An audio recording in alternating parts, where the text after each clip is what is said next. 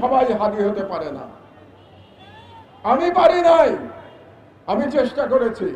2018 সালে আমার উপরে হামলা হয়েছিল, কিন্তু গুলি করে নাই, হাদির উপরে গুলি করেছে। এই যে পার্থক্য।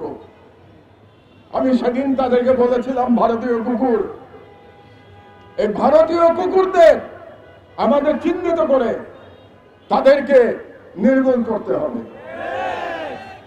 বাংলাদেশে ফ্যাসিবাদের কোনো আইকন থাকতে পারবে না।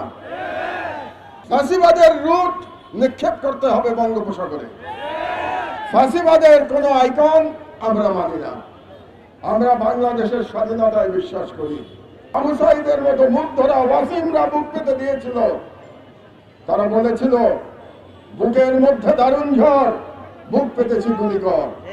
আমিও বলতে চাই, এখানে যদি ফ্যাসিবাদের কোন দালাল, ভারতীয় রয়ের কোন শুটার উপস্থিত থাকেন, আমি বলতে চাই, আমি দাঁড়িয়ে আছি উন্নত শিরে, পারলে গুলি কর। আমি দাঁড়িয়ে আছি। হাদি একটা অসাধারণ কাজ শুরু করেছিল।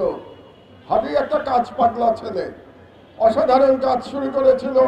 কালচারাল ফ্যাসিজমকে মোকাবেলা করার জন্য সে একটা সেন্টার তৈরি করবার উদ্যোগ নিয়েছে।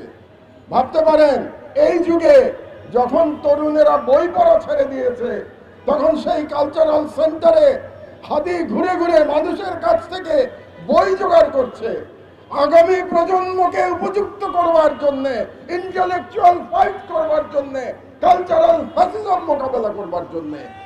এতটা দূরদর্শিতা ছিল হাদির মধ্যে। আমি আপনাদের সামনে, সকলের সামনে, আমি আজ থেকে হাদির সেই কালচারাল সেন্টারের দায়িত্ব গ্রহণ করলাম।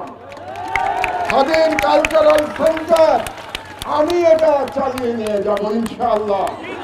হাদিকে তোমরা সুস্থ হতে দাও, সেই পর্যন্ত হাদির কাজ আমি সম্পন্ন করবো ইনশাআল্লাহ।